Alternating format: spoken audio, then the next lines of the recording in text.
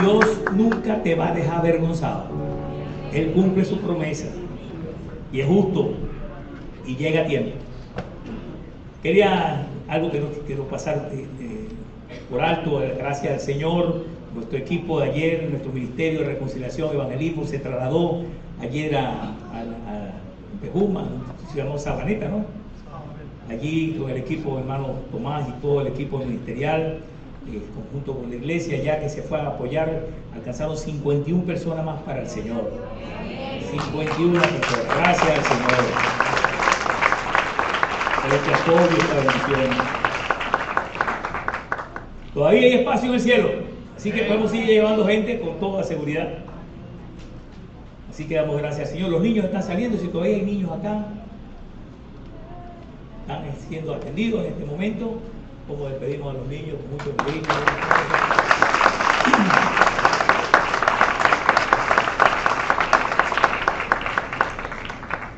Bien, hoy estamos cerrando hoy el tiempo hermoso de bendición, el cierre de este lema espectacular, como todos los que usted y yo acabamos de cantar, es recordar la promesa del Señor.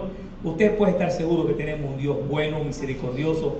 Mira lo que está sucediendo, está a nuestro alrededor y con toda seguridad quiere que usted y yo, en estos tiempos que estamos viviendo, que nos ha tocado, y muchas de algunas cosas desagradables, y ver cosas que no nos gustan, pero de alguna manera tenemos que entender que Dios quiere que usted y yo mantengamos el corazón bien fortalecido. Y si hay algo que en esta mañana quiero que usted se lleve su corazón bien claro, es que el Dios que usted y yo servimos siempre va a cumplir su palabra. El Dios que usted y yo servimos nunca va a faltar a su compromiso.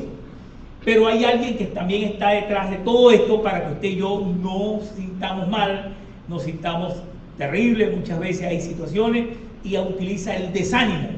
Si hay algo que está afectando y que muchos hemos estado de alguna manera transitando y algunos entran en un estado muy triste de depresión. La depresión sencillamente es un acto, es realmente muy lamentable porque parece que ya no hay salida. Y he tenido, imagínense, atender en algunos casos y de alguna forma tengo que decirles que si hay algo que está sucediendo actualmente con mucha fuerza es el desánimo. Usted se levanta, sale del servicio, sale de acá y cuando llega el lunes empieza a ver la cola, comienza a ver cosas, comienza a leer la prensa, comienza a oír las noticias, comienza el corazón nuevamente a bajar y ya el miércoles está en un estado ya catatónico y ya el domingo no quiere ni venir a la iglesia. Por eso es que de alguna manera, si hay algo que usted y yo tenemos que estar bien claro, que el enemigo no tiene otro deseo sino desanimarlo. Porque alguien está desanimado, ahí no importan títulos, ahí no importan medallas, ahí no importan diplomas, usted no va a moverse. Porque cuando alguien está desanimado, es el espíritu que no se mueve. Por eso él ataca directamente al ánimo. Por eso la palabra nos anima que usted y yo tenemos que alentarnos unos a otros. Entonces no quiere leer, no quiere orar, no quiere compartir. Este es un estado depresivo lamentable. Y ahí está exactamente donde el enemigo lo quería tener. Pero por eso usted y yo cuando cantamos y vemos estas promesas que están en la palabra, nos ayudan a entender que usted y yo tenemos que estar por encima de todas las cosas. ¿Cómo? Teniendo una actitud correcta, nuestra confianza no es algo que vamos a gritar algo positivo. ¡Sí podemos! Eso no es lo que realmente nos va a bendecir. Es un acto, un grito de júbilo o algo parecido, pero si no viene del corazón correctamente, si no viene del alma, donde el salmista en un momento difícil decía: alma mía, bendice al Señor, bendícelo y no olvide ninguno de sus beneficios. Es así donde usted y yo comenzamos a levantar nuestra fuerza, aún en medio de tormentas y situaciones que no entendemos. Su corazón y mi corazón tenemos que mantenerlo firme. Ahora bien, por eso en esta mañana quiero asegurarme de que el lema, la iglesia del Señor va afirmando su compromiso ¿con quién? Con el Rey de Reyes. Nuestro compromiso no es conmigo, no es con su hermano, no es con su familia, su compromiso más contundente es con Dios. Y si Dios ha hecho también compromiso con nosotros, hay con toda seguridad la seguridad que Él va a cumplir. Así que usted y yo podemos estar seguros que por lo menos Dios va a cumplir su parte. Esa es la diferencia de un pacto, que cuando cantamos, el pacto Dios lo va a cumplir por encima de cualquier cosa, porque es un pacto realmente no se rompe, porque realmente Dios está detrás de esa bendición. Por eso, de alguna manera, en esta mañana quiero que yo estemos tirando alrededor del ánimo, animarse, alentarse, porque esto nos va a fortalecer, aún en situaciones que usted y yo vemos diariamente en nuestro país, en las situaciones que está viviendo y cosas que están pasando. Por eso usted y yo tenemos que mantener el corazón animado para ayudar y bendecir también a otros que están a nuestro alrededor. Ahora bien, esto no es la primera vez que sucede o la experiencia que tenemos. Esto ha sido la experiencia y muchas veces el pueblo de Dios se ha comportado de una manera terrible en actitudes o en acciones, cuando el Señor les ha prometido, que les ha dicho que va a estar allí, y aún el Señor haciéndolo, muchas veces reaccionamos con actitud ingrata o con una actitud fuera de cortesía y una actitud poco elegante con el Señor, y muchas veces reaccionamos. Y esa actitud que vemos en el pueblo de Israel cuando salió de Egipto es la misma muchas veces que nosotros tenemos en nuestro comportamiento, en nuestra vida diaria, en la familia, en la relación con nuestras esposas, con nuestros hijos, y muchas veces hay acciones que se repiten, porque el corazón del hombre es el mismo. El corazón del hombre es el mismo, y Dios lo conoce perfectamente. Así que vamos a ver unos pasajes que nos van a permitir en esta mañana redondear la idea con respecto a todo esto que yo quiero que pueda ser de bendición, como muchas veces el desánimo, muchas veces la actitud de melancolía nos lleva a una depresión terrible y perdemos el enfoque de quién es nuestro Dios. Y hay una experiencia allí, hay un evento en Números capítulo 21, verso 4, cuando el pueblo había salido de Israel. El Señor les había prometido que iba a proveer el alimento del cielo, que le iba a proveer, que iba a cuidar. Pero fíjense la actitud. Fíjense la actitud. Después partieron del monte de Or, camino del Mar Rojo, para rodear la tierra de Edom. Y se desanimó el pueblo por el camino. El pueblo entonces se desanimó. Y comenzaron a hablar contra Dios y contra Moisés, a murmuración, la queja. ¿Para qué nos trajeron ustedes de Egipto a morir en este desierto? Aquí no hay pan ni agua. Ya estamos hartos de esta pésima comida. Triste, ¿no? Ingratitud. Ya estaban molestos del pan que el Señor le había provisto. Otra vez lo mismo. Otra vez me vas a lo mismo. Y como dice, viene del corazón. No hay gratitud. Dame el 6. Dame el 6. Y Jehová envió entre el pueblo serpientes ardientes que mordían al pueblo, y murió mucho pueblo de Israel. Consecuencia del pecado y la murmuración. Entonces el pueblo vino a Moisés y dijo: hemos pecado por haber hablado contra Jehová y contra ti. Ruega a Jehová que quite de nosotros esta serpiente. Y Moisés entonces oró por el pueblo. Las consecuencias terribles que vienen cuando usted y yo murmuramos, nos quejamos. Este tipo de serpiente no tiene... El equivalente dinámico es las cosas que empiezan a aparecer dentro de nuestro cuerpo. ¿Por qué? Porque en nuestro cuerpo se comienzan a mover situaciones. Esa lucha, dice el libro de Santiago, que de dónde vienen los pleitos, si no es entre vosotros, si no es esos sentimientos, esas emociones que combaten dentro de nosotros. La queja, la murmuración, la incomodidad, la ingratitud, la rabia, el enojo, el resentimiento, todo eso está allí. Comienza esa revolución en nuestro cuerpo y eso trae consecuencias severas. No duerme bien, no anda bien, anda nervioso, anda asustado, no consigo medicina, no consigo esto, y ya usted está en un estado terrible. Pero tiene usted y yo tenemos que buscar dónde se originó eso. ¿Dónde comenzó? En la ingratitud. Esto es la consecuencia de lo que les pasó fue por la ingratitud. Dice, el pueblo estaba desanimado. Por supuesto, usted abre el chorro, no hay agua, y ve que no hay esto, y ve que no hay comida, o ve que no hay medicina, o ve que no hay situación, eso con toda seguridad produce incomodidad, algo produce. Pero ¿qué podemos hacer? ¿Qué dice la palabra? Cuando usted y yo tenemos que enfrentar situaciones adversas. Dios ha dado la salida desde el principio. Dios ha dado la respuesta desde el principio. Dice, ve a tu cuarto en secreto y tu Padre que ve en secreto te va a responder. No que usted y yo caigamos en la trampa de la queja y la murmuración y el señalamiento y la descalificación y descalificar las cosas que Dios te dio. Otra vez son frijoles, me dijiste ayer, otra vez. No es el frijol, es la ingratitud. Es la ingratitud. Bueno, a lo mejor dije frijol, a lo mejor tampoco se consigue. Pero muchas veces esas cosas que de alguna manera usted tenemos, porque del corazón sale. ¿De dónde vienen? Dice la palabra, del corazón sale todo este tipo de cosas. Por eso el pueblo de alguna manera estaba desanimado y por eso comenzó a descalificar la comida que Dios le había enviado desde el cielo. Si usted y yo no estamos agradecidos cuando podemos sentarnos y comer la provisión del Señor y no hay un corazón de gratitud, usted va camino con toda seguridad a una depresión severa. Porque la ingratitud lo que abre puertas precisamente es al desánimo y el desánimo a la depresión. Dios no quiere verte así, no es la idea del Señor. Dios quiere verte con un corazón agradecido, porque el deseo del corazón de Dios es que usted y yo podamos ver que su provisión siempre va a estar allí.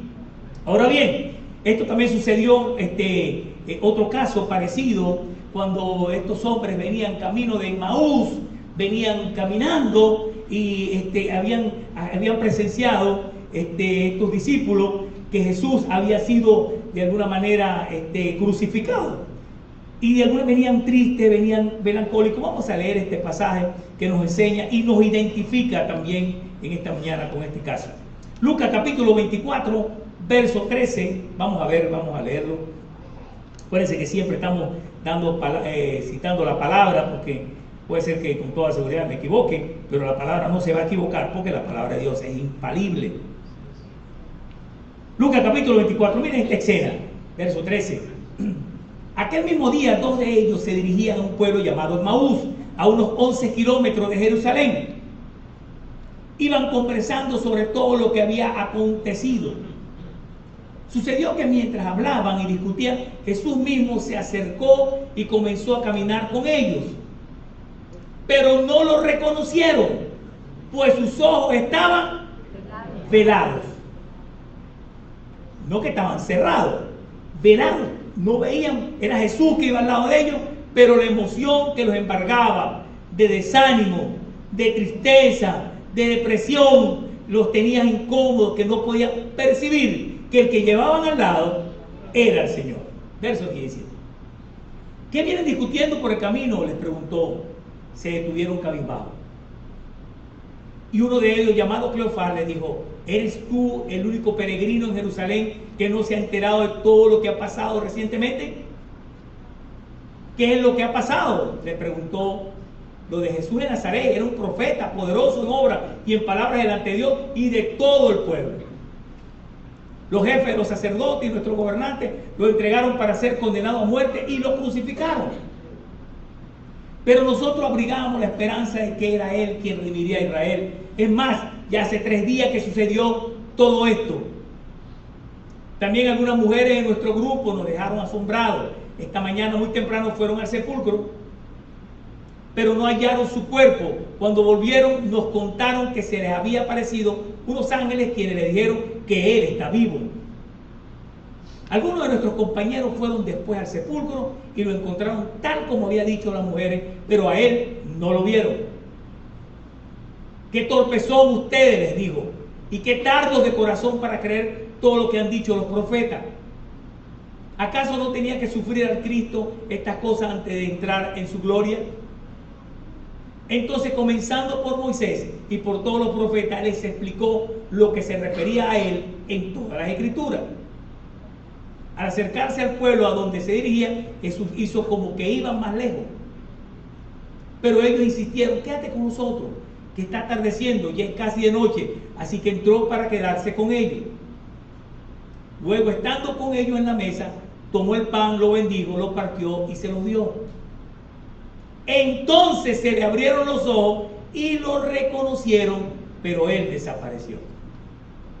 Se decían el uno al otro: ¿no ardía nuestro corazón mientras conversaba con nosotros en el camino y nos explicaba las Escrituras? Al instante se pusieron en camino y regresaron a Jerusalén. Allí encontraron a los 11 y a los que estaban reunidos con ellos. Es cierto, decían, el Señor ha resucitado y se ha aparecido a Simón. Los dos, por su parte, contaron lo que le había sucedido camino a Emmaús, cómo habían reconocido a Jesús cuando partió el pan. Piensen esta escena. Estos hombres vienen tristes, melancólicos, vienen cabizbajos, vienen camino, se están yendo de la ciudad, no hayan que hacer, ya el Señor lo crucificaron, dice que resucitó, pero bueno, no sabemos. Iban allí todos, lo que acabamos de leer, iban a un estado realmente muy depresivo. El Señor se les pone al lado y aún así no lo reconocen. Y uno de los grandes problemas que tú y yo vamos a tener es que cuando andamos fuera del enfoque del Señor, cuando nuestro corazón está puesto fuera del Señor, no vamos a reconocer en absoluto la voz de Dios. Porque el enemigo se va a dar la tarea de que tus ojos sean velados de una forma que tú y yo no podamos ver la mano del Señor. Nos levantamos al día y ni siquiera nuestro corazón se levanta para agradecer al Señor. No hay una gratitud en el día. Señor, qué bueno que me diste este día. Este es un día especial, voy a ver tu obra, voy a ver tu mano, tu manifestación de amor para mí. No, porque nuestros ojos de alguna manera están velados, nuestro corazón está ensimismado en la tristeza, en la depresión. Todo se acabó, no hay nada que hacer, ya todo fue derrotado, ya no hay más nada que vamos a buscar. Y perdemos el enfoque de que Dios sigue siendo el mismo, que Dios es el mismo ayer, hoy y siempre. Eso fue lo que le pasó a todos los hombres. Y el Señor conocía su corazón y estaba allí con ellos al lado. Empezó a explicarle, dice, las Escrituras. Pero me llama la atención que después que ellos conocen al Señor, o lo reconocen, mejor dicho, fue cuando el Señor partió el pan. O sea, ¿qué forma o qué manera el Señor partió el pan que para ellos fue evidente que era el Señor? Con toda seguridad, Dios tiene formas y maneras de hablarnos con la ternura y el cariño que usted y yo podemos entender lo que Él dice. Pero ellos, cuando comienzan a contar, dicen: no ardía nuestro corazón cuando Él nos estaba explicando. Si nuestro corazón no arde de amor, de pasión por el Señor, aún en los tiempos que estemos viviendo, hay algo que no está bien. Si no hay pasión por leer la Escritura, por cantarle al Señor, por orar, por hablar con Él, por pasar tiempo con Dios, algo no está bien. Y eso tiene que ser para nosotros una alerta. Cuando usted tenga ya, no tenga deseos de orar, de leer, de cantarle al Señor, de venir al templo, de compartir con los hermanos, algo está pasando porque usted está camino a una depresión severa. No ardía el corazón. Si no nos arde el corazón de pasión por honrar al Señor, ¿qué otra cosa lo puede hacer? Y ellos enfrentaron esa situación porque pensaban que todo estaba destruido. Y es por eso que el enemigo siempre lo que va a utilizar es el engaño, la mentira. No hay nada que hacer. Oprime de tal manera, oprime y va oprimiendo de tal forma que no hay salida, no hay respuesta. ¿Y cuántos ha llevado a una situación tan lamentable que han terminado hasta en el suicidio? Conozco en muchos casos. Por eso no tengas temor de buscar al Señor con tu corazón, porque ahí está la respuesta. Solamente Él es la respuesta. Y te va a oprimir de tal forma, no puedes descuidarte con esto. Porque el enemigo, la salida que te va a dar no es la que Dios quiere que tú y yo busquemos. Por eso tenemos que ver que esta escena nos puede pasar a nosotros. Y puede alguien hablarnos del Señor y usted y yo no entendemos nada. No pueden hablar de Jesús y usted le va a salir probablemente con una reacción terrible. Y eso le puede pasar a cualquiera de nosotros. Le pasó a hombres de Dios que hicieron obras extraordinarias, eventos extraordinarios. Y fue el caso de Elías. Elías venía de destruir y derrotar a los profetas de Baal en una escena memorable. Yo estuve en la edición con mi esposa, fuimos allá en Israel, y hay un evento, un monumento que está dedicado a Elías con el evento de la destrucción de los profetas de Baal.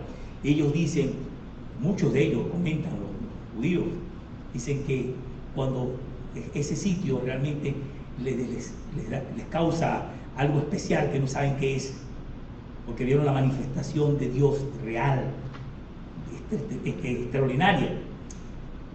Y fue así como Dios hubo una manifestación extraordinaria. Pero fíjense lo que pasa, después que Elías está en esa escena, algo lo atemoriza, porque Jezabel le dio una sentencia que lo que él había hecho le iba a pasar a él. ¿Qué sucedió con Elías? Que se desmayó espiritualmente y comenzó a huir,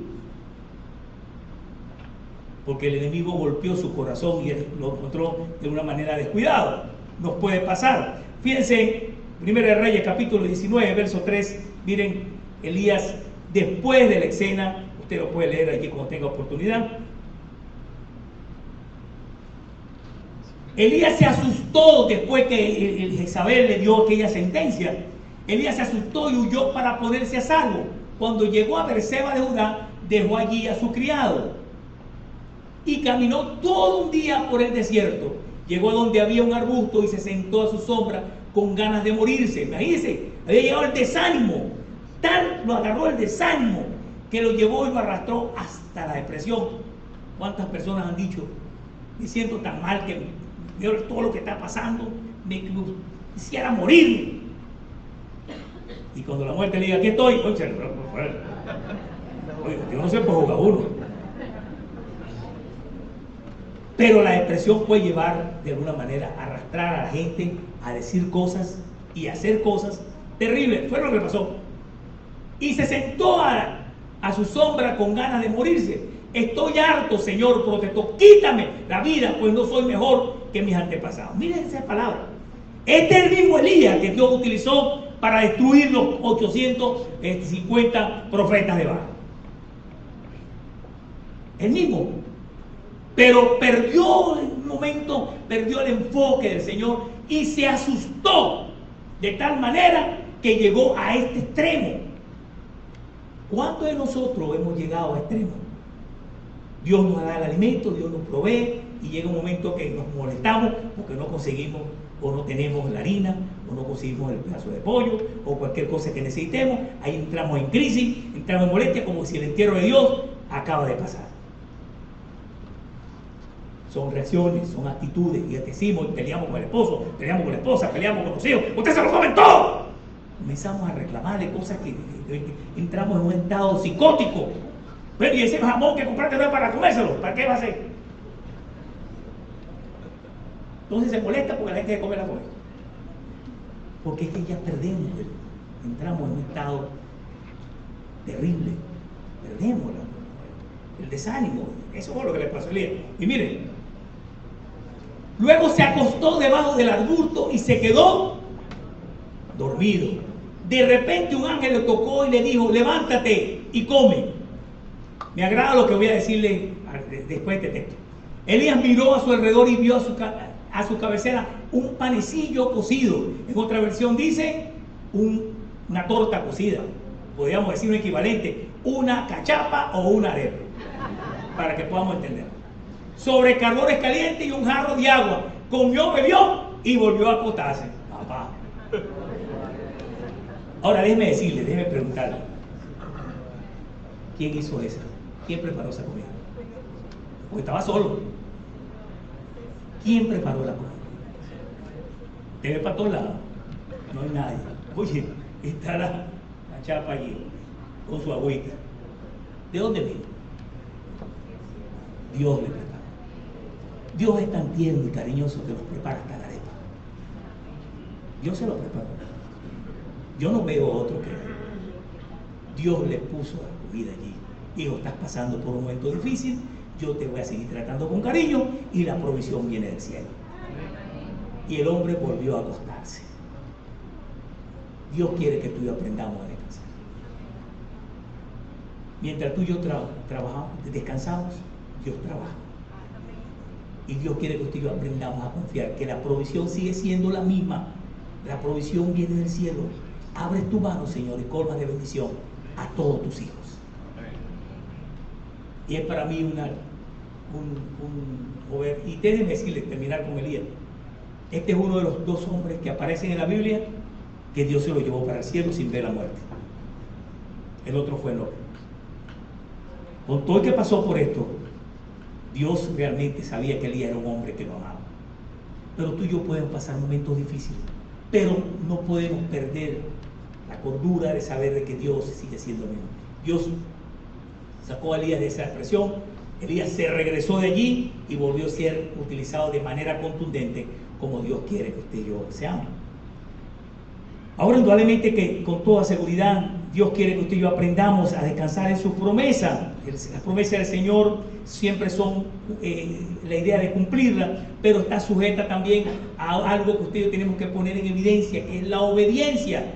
No es difícil obedecer cuando estamos guiados por el Santo Espíritu de Dios, pero cuando nuestro corazón no está guiado por el Espíritu Santo, la desobediencia es marcada como rebelión, como de alguna manera es nuestra forma de hacer las cosas.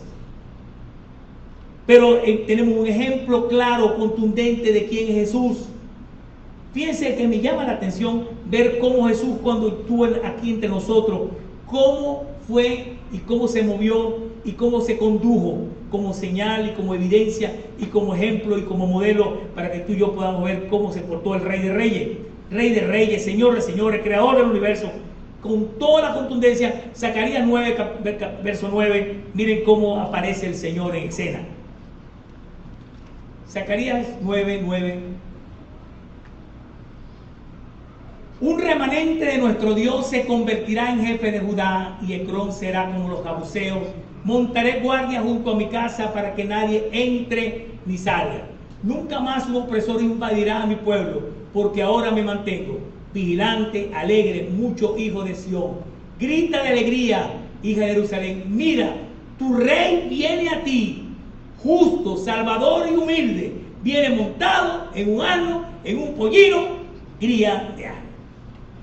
Entonces se imagina, como usted ve esos artistas que van a ser recibidos para entregarle los premios de la academia y las cuestiones, aquella alfombra roja y la locura y la cuestión y aquellos pocos carros. Bueno, usted no ve algo ahí de última calidad, ¿verdad? Usted ve lo mejor, esplendor, estrellas, cuestiones, luces, para recibir a estos artistas que muchas veces usted no sabe ni cómo viven y qué hacen. Pero ellos disfrutan ese tipo de cosas. El aplauso, el reconocimiento, la cuestión, y podemos, sin darnos cuenta, usted y yo caer en esa trampa. Pero miren cómo vino el Señor.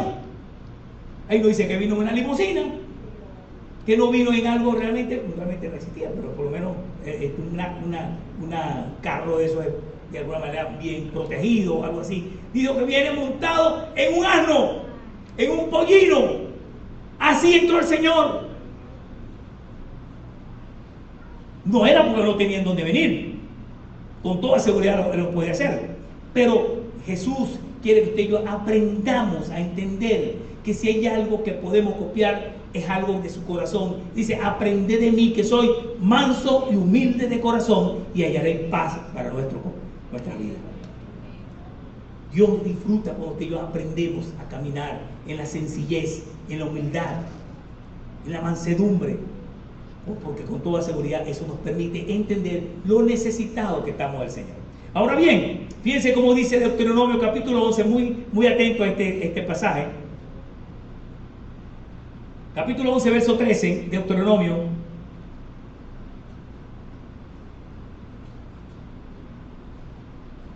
Si ustedes obedecen fielmente los mandamientos que hoy les doy, y si aman al Señor su Dios y le sirven con todo el corazón y con todo el alma, entonces le enviará la lluvia.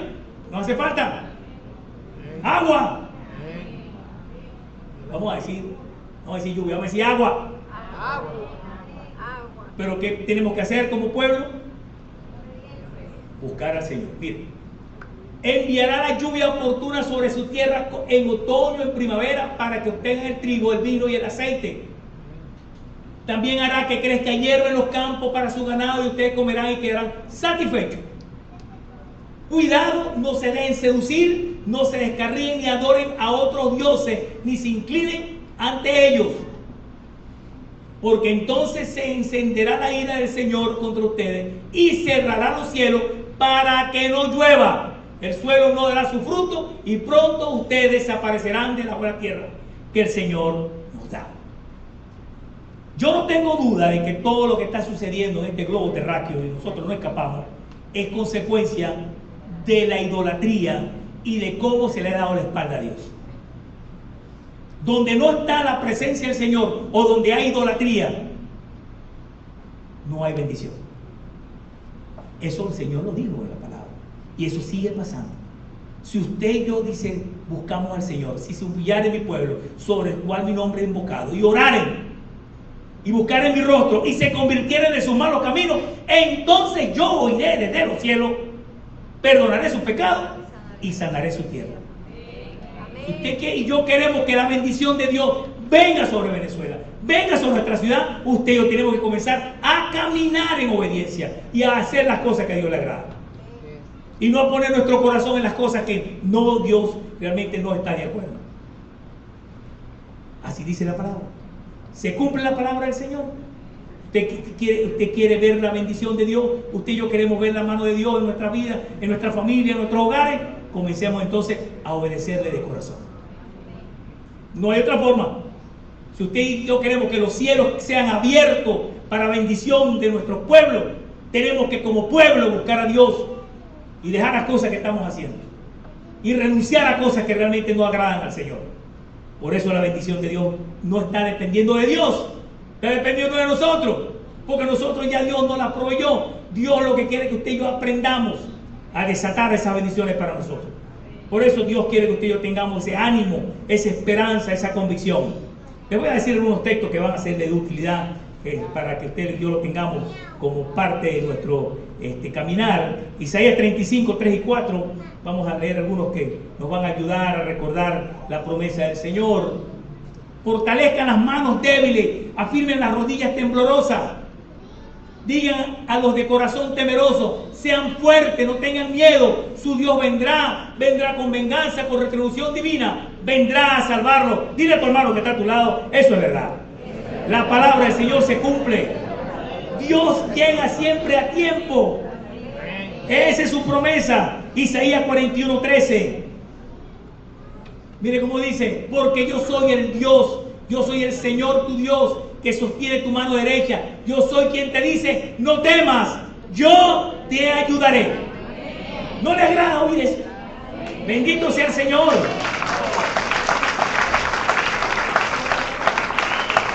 Salmo 31, 24.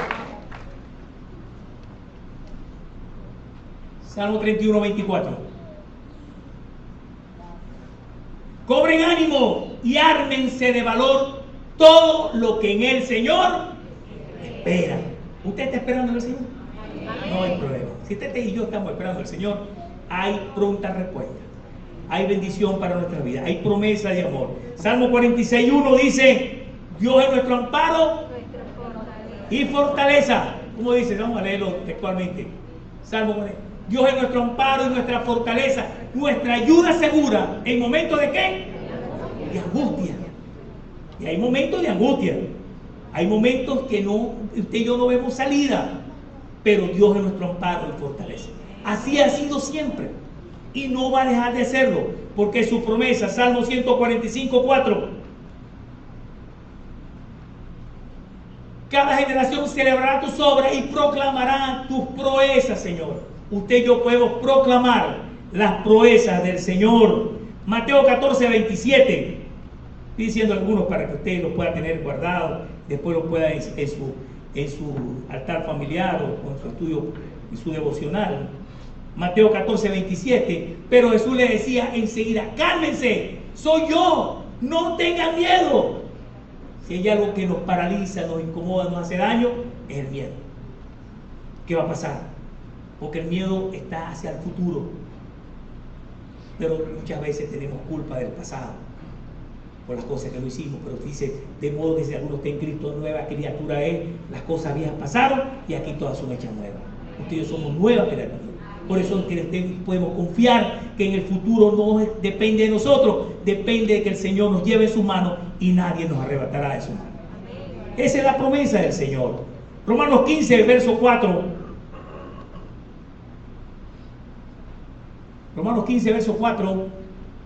De hecho, todo lo que se escribió en el pasado se escribió para enseñarnos a fin de que, alentados por la Escritura, perseveremos en mantener ¿qué?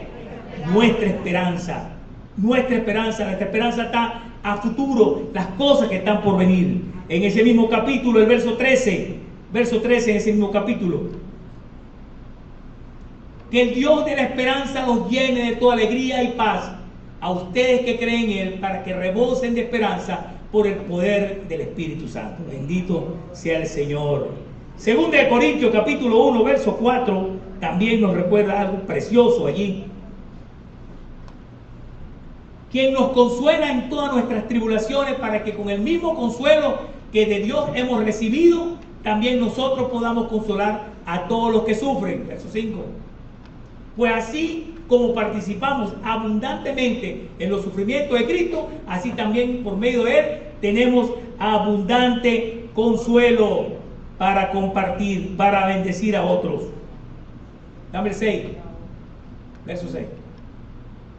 Si sufrimos es para que ustedes tengan consuelo y salvación, y si somos consolados es para que ustedes tengan el consuelo que los ayude a soportar con paciencia los mismos sufrimientos que nosotros padecemos. Y cerramos con el 7. Firmes en la esperanza que tenemos en cuanto a ustedes, porque sabemos que así como participan de nuestro sufrimiento, así también participan de nuestro consuelo. Así que usted y yo somos consolados por el Señor, para que con esa misma fuerza usted y yo podamos consolar a otras personas que están necesitadas. Por eso necesitamos el consuelo del Señor, para que usted y yo podamos con toda bendición ayudar, animar, darle palabras en momentos difíciles a esas personas que con toda seguridad están a nuestro alrededor. Y cerramos esta parte con 1 Tesalonicenses 4, verso 16. Bien interesante este. El Señor mismo descenderá del cielo con voz de mando, con voz de arcángel y con trompeta de Dios, y los muertos en Cristo resucitarán primero. Luego los que estemos vivos, los que hayamos quedado, seremos arrebatados junto con ellos en las nubes para encontrarnos con el Señor en el aire, y así estaremos con el Señor para siempre. Y mire cómo dice el 18. Por lo tanto, anímense unos a otros con estas palabras. Anímense. El Señor viene. Vamos a estar juntos. Vamos a estar en un lugar especial. Hay un lugar que nos espera. Esto va a pasar. Esto es transitorio. Somos forasteros aquí en este planeta. Por eso Dios nos está esperando. Eso es lo que tenemos que estar. No estar aquí, voy a calar, triste, como iban los hermanos de Emmaús, que iban camino a Emmaús, desesperados, deprimidos, no hay más nada que hacer. No, ustedes tenemos que animarnos, alentarnos. Hay un hogar que nos espera, hay un sitio que Dios ha guardado para nosotros. Esto es transitorio, pero la provisión de Dios va a llegar. Podemos confiar en el Señor. Esa es la promesa del Señor.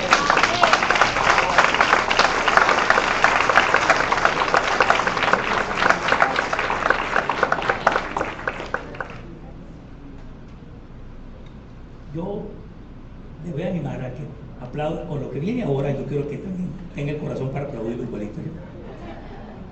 Porque hay cosas que podemos aplaudir de bendición y agradecimiento, y eso es bueno hacer.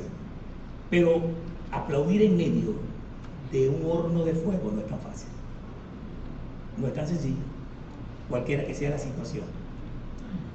Por eso Dios se ha tomado la tarea de levantar hombres y mujeres en tiempos difíciles. Dios ve lo que está pasando en Venezuela. Dios ve lo que está sucediendo. ¿O usted cree que Dios no se da cuenta de las cosas? Pero Dios no le preocupa en absoluto, sino ver cómo su pueblo, nosotros, también caemos en la misma tobogán de desesperación.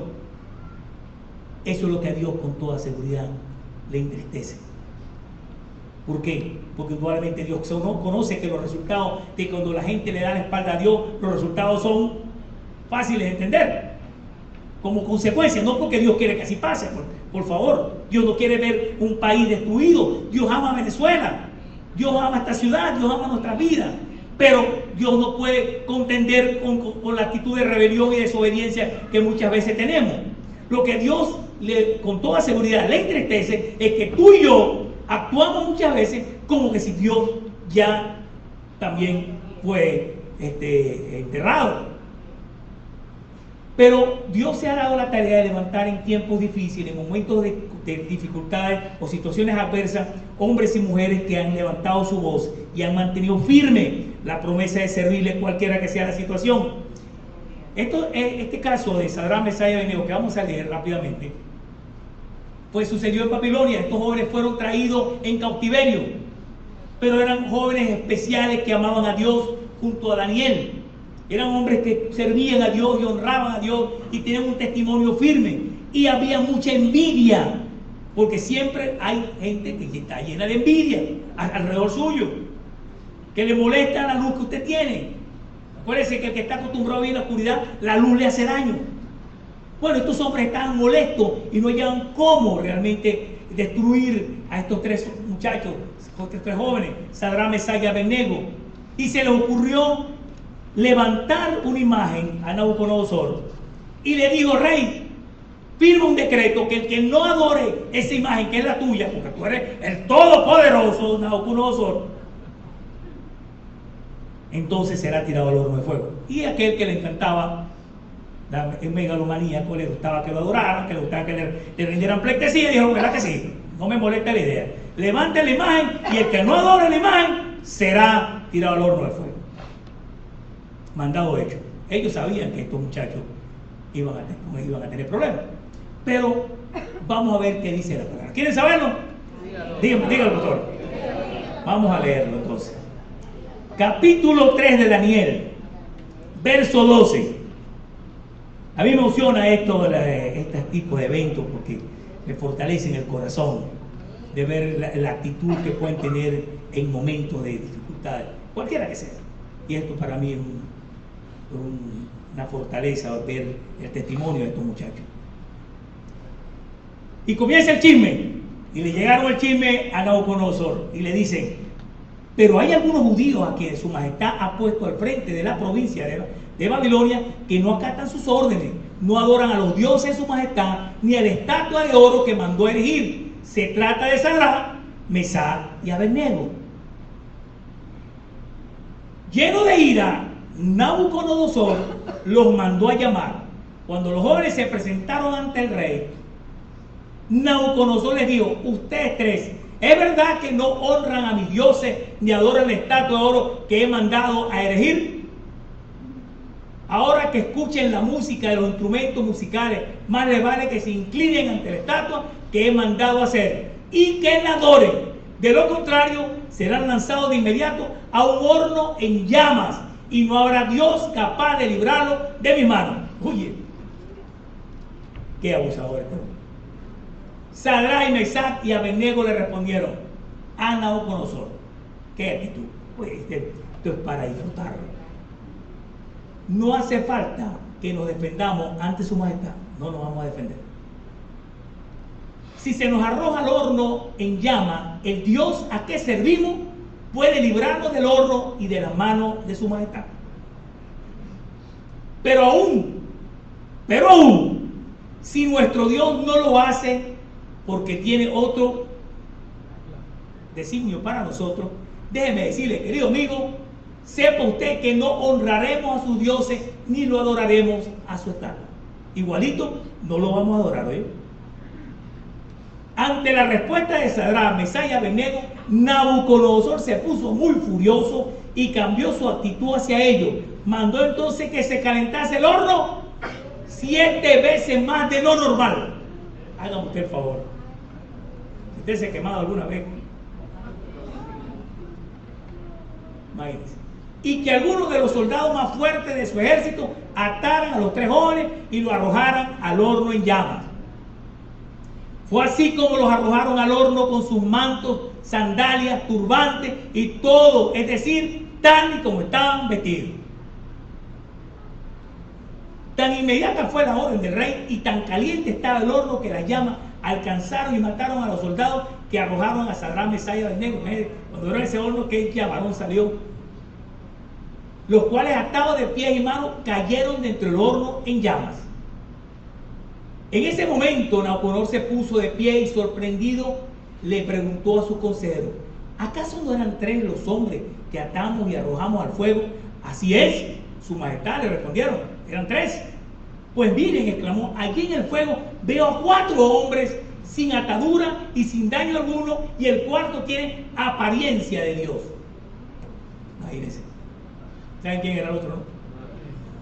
Dicho esto, Nabucodonosor se acercó a la puerta del horno en llama y gritó: Sadrach, Mesach y Abednego, siervos del Dios Altísimo, salgan de allí y vengan acá. Cuando los 3 jóvenes salieron del horno, imagínense, los sátrapas, prefectos, gobernadores y consejeros reales se arremolinaron en torno a ellos y vieron que el fuego no les había causado ningún daño y que ni un solo de sus cabellos se había chamuscado.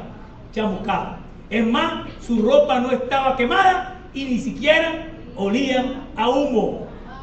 Qué cosa, ¿no? Entonces clamó Nabucodonosor: alabado sea el Dios de estos jóvenes, que envió a su ángel y los salvó. Ellos confiaron en él y desafiando la orden real, optaron por la muerte antes que honrar y adorar a otro Dios que no fuera Jesús. ¡Qué palabra! ¡Qué cosa tan extraordinaria! La palabra de Dios se cumple: el que me honra, yo también lo honraré. ¿Tú crees que Dios iba a dejar avergonzados a esos 3 muchachos ahí, que decidieron honrar al Señor aún por encima y la posibilidad de ser consumidos por el fuego? ¿Qué espera Dios cuando tú y yo estamos enfrentando cualquier situación, por difícil que sea? Cualquiera, llámese cualquiera que usted en este momento esté atravesando. ¿Qué espera Dios que usted y yo hagamos? No que le cuente la historia, porque Dios está viendo lo que está pasando, o Dios no veía lo que estaba pasando ahí. Pero cuando este hombre dijo: mire, usted no nos dé más explicaciones, nosotros no nos vamos a postrar delante de esa imagen, nosotros vamos a servir a Dios. Dios puede librarnos de su mano y puede sacarnos bien de todo. Ahora, si Dios nos quiere llevar para el cielo de una vez, igualito no nos vamos a arrodillar, ¿oyó? Así que no pierda tiempo, tire de una vez. Eso se llama carácter, eso se llama pantalón, eso se llama fuerza del corazón, cuando tú y yo tenemos que tomar una decisión para honrar al Señor. Yo no tengo por qué filmar eso, yo no tengo por qué prestarme para eso, yo no tengo que hacer lo que tú estás diciendo que haga.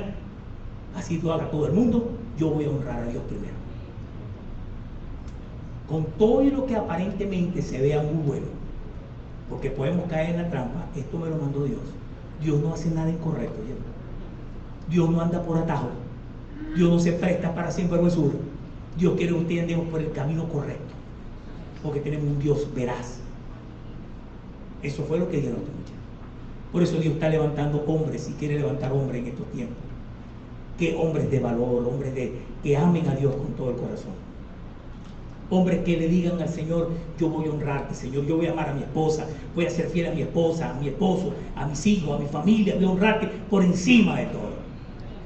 No voy a caer en esa trampa, Señor, porque yo quiero que mi familia te sirva de bendición. Y yo voy a ser la cabeza de ese hogar y voy a llevar a mi familia por el camino correcto. Eso es lo que está esperando Dios. No que le contemos historia. Bueno, Señor, ya que uno es débil. Bueno, Señor, tú sabes esas cosas. Como si Dios no ha provisto la salida. Dios ha provisto la salida. Si usted y yo acudimos y confiamos y descansamos y dependemos del Señor, Dios va a dar la provisión correcta para que usted y yo podamos estar tranquilos. ¿Qué es tan difícil estos muchachos? Era una situación difícil, era su propia vida. Pero decidieron confiar en la promesa del Señor y afirmar la promesa del Señor. ¿Estamos listos con el micro? Vean este micro, por favor. Con este micro vamos a ir terminando.